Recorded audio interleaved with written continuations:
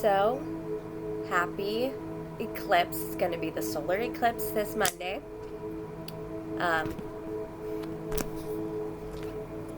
Yesterday was the 4/4 portal, so hopefully you've used that time to kind of get into your manifestation work and all of that stuff. But today I want to talk to you about being an empath.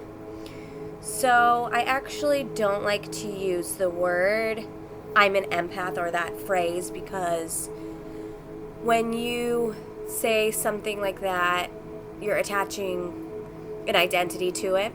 So I like to say I'm an empathetic soul, or I'm a soul who experiences empathy, because every time that you create an identity, the more likely you are to have the ego struggles and then the ego death that comes along with it. I feel like every time I've built an identity up, it has to crash down. Like, I am a Christian, that crashed down.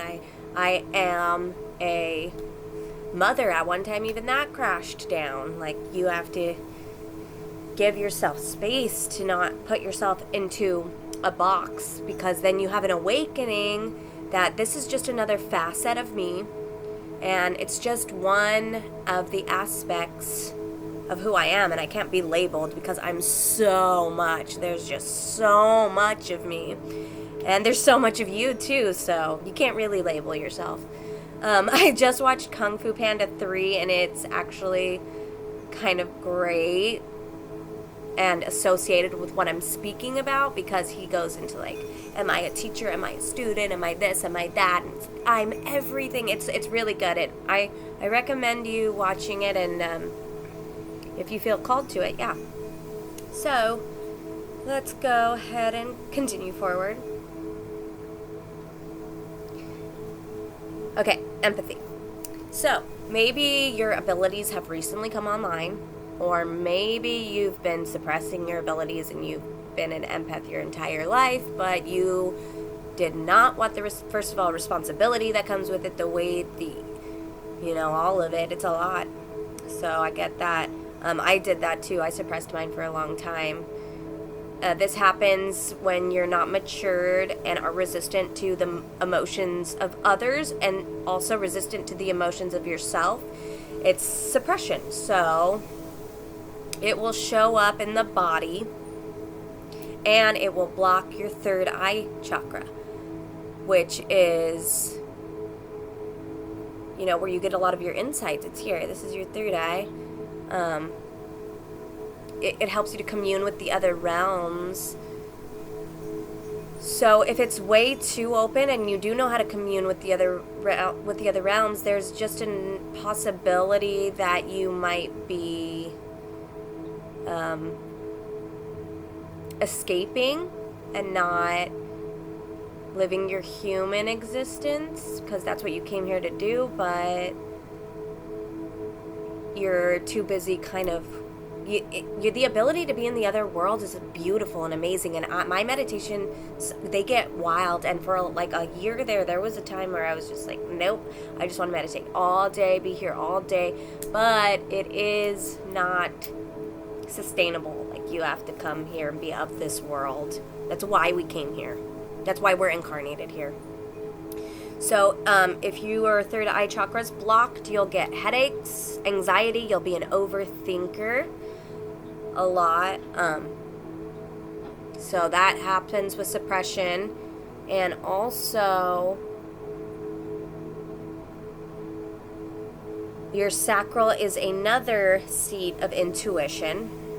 So basically, you don't want to try to escape your empathy, because you're meant to be maturing it, kind of nurturing it, working with it. This is it. This is my empathy. It's very small right now because it's immature, but now I'm going to grow it. I'm going to make it bigger. Or maybe you're already kind of working with your empathy, and you're like, well, let's go to the next level. Let's dive more into that. But yeah, so nothing on this earth is an accident. Everything's for a reason. That's just how it is. So your sacral chakra can be blocked by suppressing your emotions too, and then you'll start bypassing that emotions that you think are negative. It can create addictions. You'll be blocks creatively.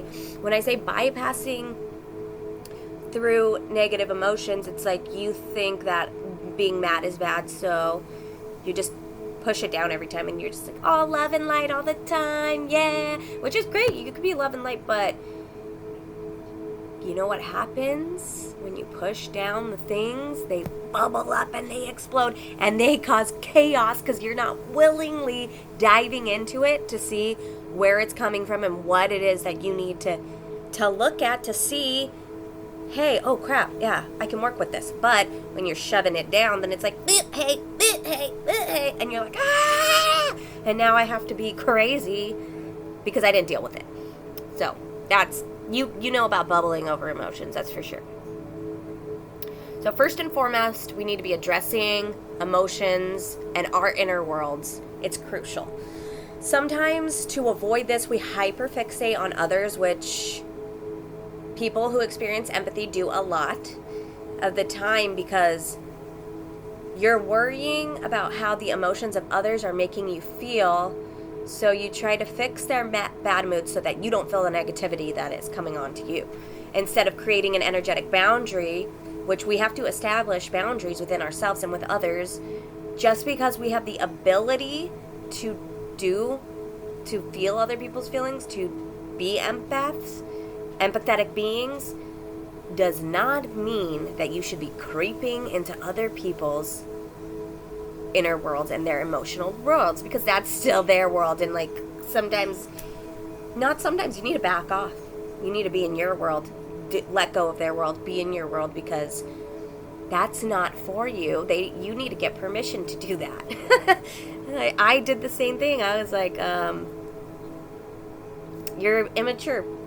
That's all I gotta say. That's what it is. It's just that you don't know yet. You don't know. So you use your empathetic abilities to people who open up to you with their emotions, or clients, but you need to learn boundaries to where you're overstepping. And I'm very guilty of this as well. Trying to fix people and tuning into energies without permission. And it was really before I even knew I was an empath. I was I was not fixated on myself. I was fixated on everybody else. And so that happened when I first...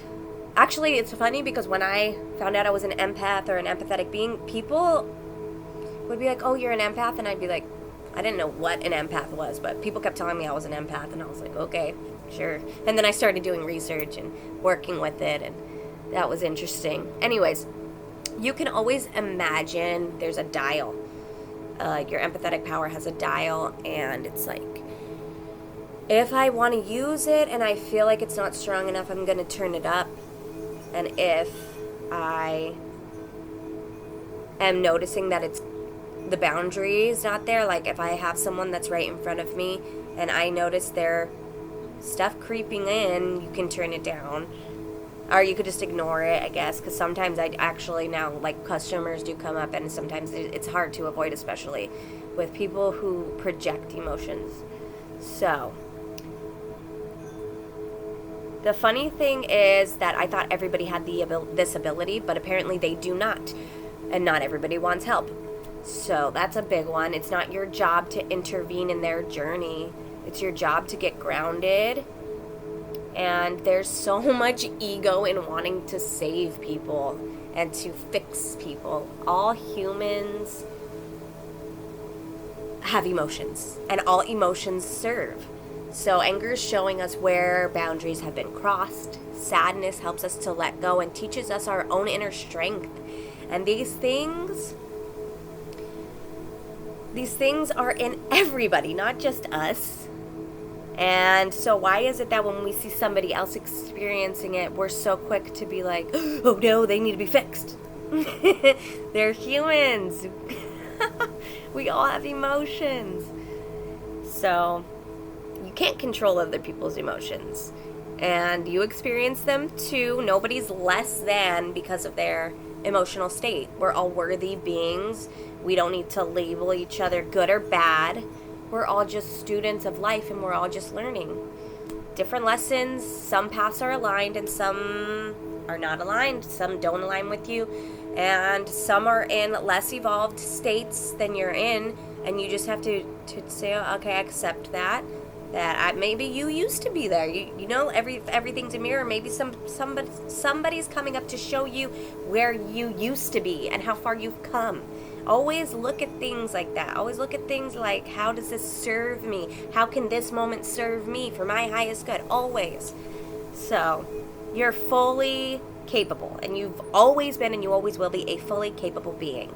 And life knows that. And sometimes life likes to call you to step up. And the more you do it, then the easier it gets.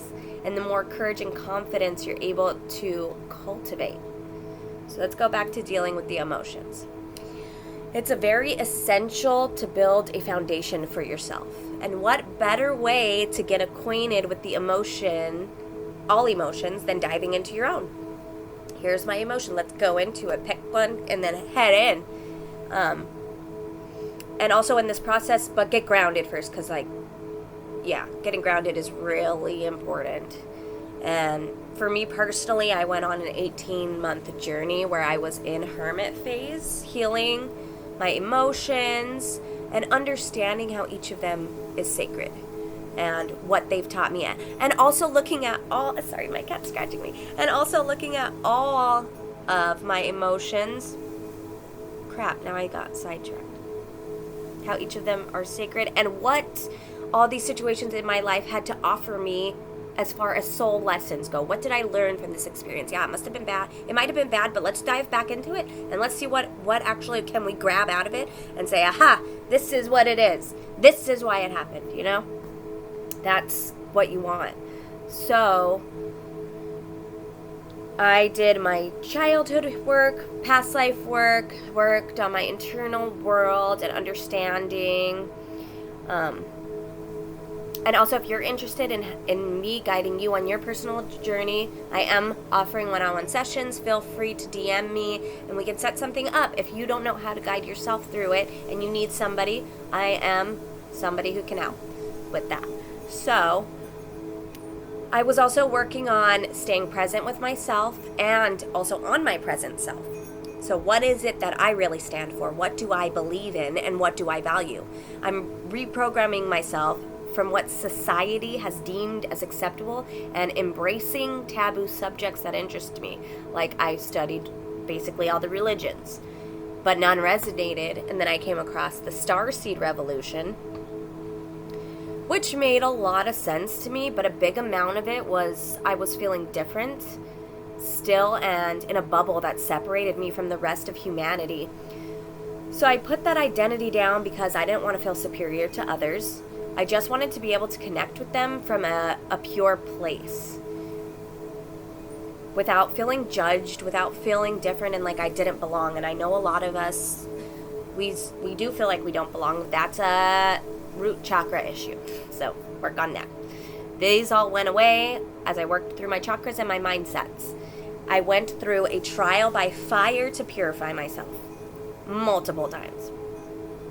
I started understanding that we're all souls who've come here on our own personal missions, and the fact that mine is spiritual does not make me better than anyone. It just means I dive deeper than some, and that's okay.